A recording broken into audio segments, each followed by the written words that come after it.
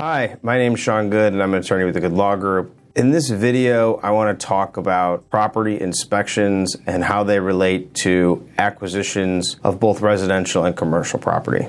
So whether you're buying residential or commercial property, getting inspections is a paramount thing you must undertake. It's not somewhere to cheap out. Whether it's residential or commercial, make sure it's in your budget. So the most common inspection is sort of the general building inspection. That's going to go through the electrical, a little bit of plumbing, what's visible, look at the roof, look at the windows, the doors, the foundation. And these are important. They range from 400 plus, depending on if it's a multi-unit or commercial. I would say most are for residential are 400 to 600, and they go up from there for multifamily or commercial property. Other common inspections are for wells. If you are on a property with a well, the seller is typically providing well test for the water and checking on the pump. In addition, a sewer or septic lines are supposed to be examined by the seller and a report provided.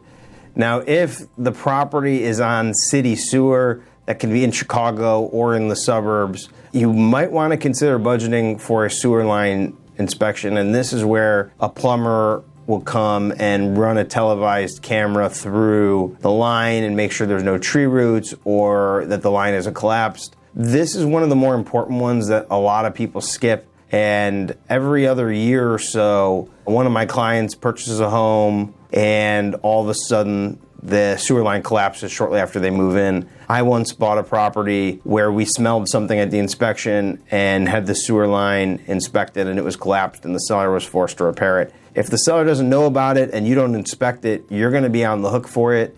And there is typically not any insurance products that cover this. So the sewer line inspection is important. Last, for residential, a lot of people get radon inspections or radon testing done depending on the location of the house. This is another few $100 test and can be important if the basement's going to be used or it's finished. There are other property inspections you can have done, but these are the ones that are typical and most important. You know, with commercial, there's environmental testing that can be done, but these are the ones that are most common in most transactions, and my biggest recommendation is to definitely get the sewer line scoped. I see these problems happen every year or every other year. Thanks for watching this video. If we can help you with your real estate transaction, whether it's residential or commercial, feel free to reach out to us at 847-577-4476. Thanks.